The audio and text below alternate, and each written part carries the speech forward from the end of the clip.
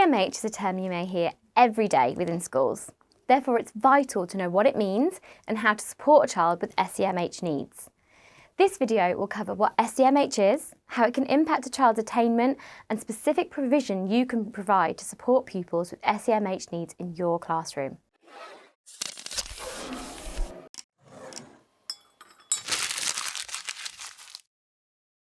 Hi everyone, I'm Natalie from My Progression, and today we're going to discuss SEMH needs. If you're new to this channel and want to expand your educational knowledge, you're in the right place. What is SEMH? SEMH stands for Social, Emotional, Mental Health and replaced the term SEBD, Social, Emotional, Behavioural Difficulties, in 2014 to highlight the behavioural link to mental health. SEMH is a broad term used to define a range of different needs children may have at any given time. SEMH is classed as a special educational need as it impacts children's ability to regulate their emotions and respond to everyday challenges. This term has gained more and more attention as teachers and parents have become more aware of the increased awareness of mental health in children and the impact this can have on their well-being and ability to learn. There's no specific cause for SEMH needs. However, life experiences, genetic factors, and the environment can all play a part.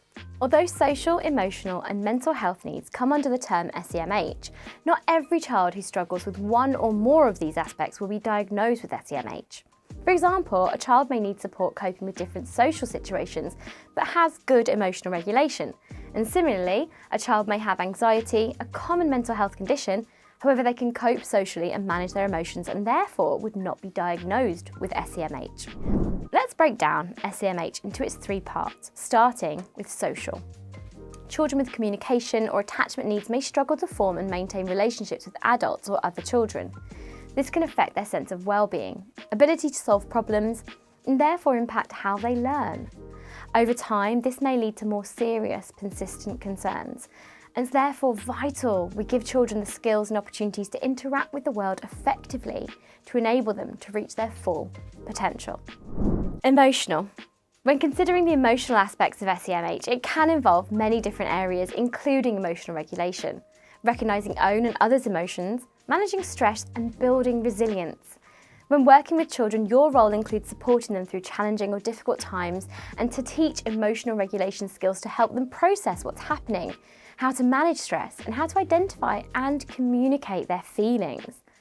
Some pupils need extra support to manage and regulate their emotions due to many reasons, including trauma. Now, it's important to remember that the end goal isn't necessarily for pupils to be able to manage their emotions independently, but to be able to recognise their emotions and have strategies in place to regulate themselves with support. Mental health. Mind, the mental health charity, defines mental health as an individual's cognitive, behavioural and emotional well-being. It's something we all have, including every child and young person. Poor mental health refers to the diagnosable condition or set of symptoms that might see someone seek professional support.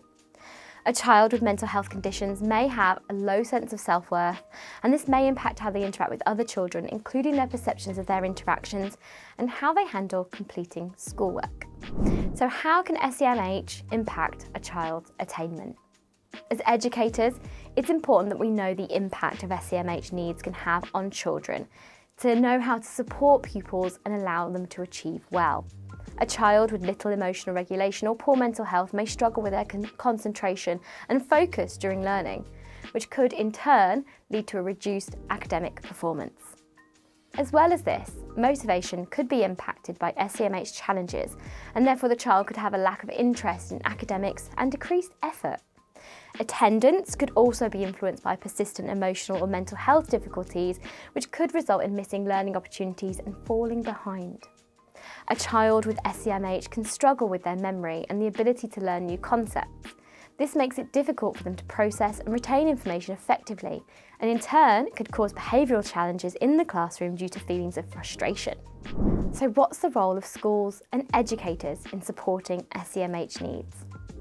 The role that schools and educators play in promoting SEMH and creating supportive environments is fundamental in encouraging the holistic development of students.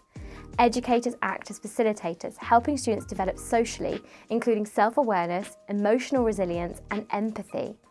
A safe and inclusive classroom space is vital to promote pupils to share their feelings and communicate openly. By understanding SEMH needs, educators can provide targeted support to ensure that every child has individual support and their well-being is prioritised. It's important that schools and families collaborate to develop a supportive network that supports and empowers pupils to thrive in school, both academically and socially.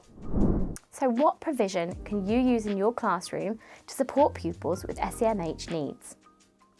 Within schools, it's the SENCO's responsibility to provide advice on whole school approaches towards SEMH provision. However, there are strategies you can use in your classroom and small things you can adjust in your practice to support pupils with SEMH needs. Firstly, considering the classroom environment. A quiet corner with calming activities is useful to support pupils in regulating their emotions and recognising when they need a time out. This corner may include a calm box containing different sensory equipment and emotion cards, reading books and comfy cushions and pillows. It should be seen as a safe space for a child to go to regulate themselves, and they should be supported with how they can use the equipment to de-escalate and return to a calm state. For secondary schools, this safe space can be in a separate room or a calm area that the pupil can spend time in to regulate themselves independently before returning to class. All visual displays in your classroom must be purposeful and include things that support pupils such as visual timetables, noise level indicators and class rules, so all pupils know what's expected of them. As well as this, pupils should have specific resources to support them in the classroom environment, agreed with the SENCO and parents. Examples of these could be ear defenders, timeout cards, and now and next instructions to break down large tasks into smaller steps. It's vital that pupils who find listening and concentrating for a long period of time challenging have the opportunity to go on learning breaks to give them a chance to move around and have a break from the learning environment. This will be an adult-led learning break so the pupil is safe and has direction and purpose for their break. It's important that all pupils have access to small breaks to ensure fairness within the classroom. You must be mindful that all pupils should be given the same opportunities, therefore your SEMH provision must be something that everyone can do. And this could include completing class jobs, taking a movement break, carrying something to another classroom, or handing books out or putting them away. Why not use breaks between lessons as valuable learning breaks? All your pupils benefit from moving and regular whole class mindfulness sessions, so why not try yoga or breathing exercises? A popular yoga program, Cosmic Kids Yoga, is linked in the description, and it's really good. If you're enjoying this video, why not click like and subscribe for more from My Progression. We have videos on other special educational needs and disabilities, including ADHD and ASD, so check them out to continue to expand your knowledge of SEND. Outside of the classroom, in less structured situations, pupils with SEMH needs will require support in managing a range of situations such as break times and whole school events. To ensure pupils feel confident on the playground, it's important for them to have trusted adults such as teachers, TAs and lunchtime supervisors who they can speak to for support. A child should have trusted adults in each different situation they're in, and this is someone who they feel comfortable to share their emotions with and to support them in de-escalating their emotions if they're entering or are in crisis. As well as this, you could create a system of friends for your pupils with SEMH needs and buddy them up with children who are going to be positive role models by playing with them, listening to them and caring for them. Now, this might require some scaffolding and adult support to begin with, but however, these positive social experiences are essential to build their confidence. To support pupils with friendships, you could set up nurturing social groups where pupils discuss different emotions and role play how to react in social situations to respond to others' feelings. Similarly to other pupils with SEND, those with SEMH needs require individual plans and support within the classroom. This could be something like a check-in with a trusted adult at agreed times in the day to share their feelings, have sensory support such as fidget toys and chair bands, or working in small facilitated groups with a TA. A resource that's very popular in schools to support all pupils' emotional development, but specially favoured by SEND pupils, is zones of regulation. This is a simple but effective way to teach pupils self-regulation and help them become aware of different emotions based on coloured zones and strategies to manage their emotions. So there are 4 zones: red, blue, yellow and green, with green being the optimal learning zone.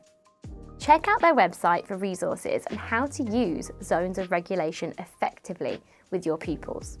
In summary, SEMH is classed as a specific educational need that requires specific support and reasonable adjustments in your classroom. Pupils with SEMH needs can struggle with emotional regulation and their mental health, which can affect their academic achievement due to challenges in concentration and motivation.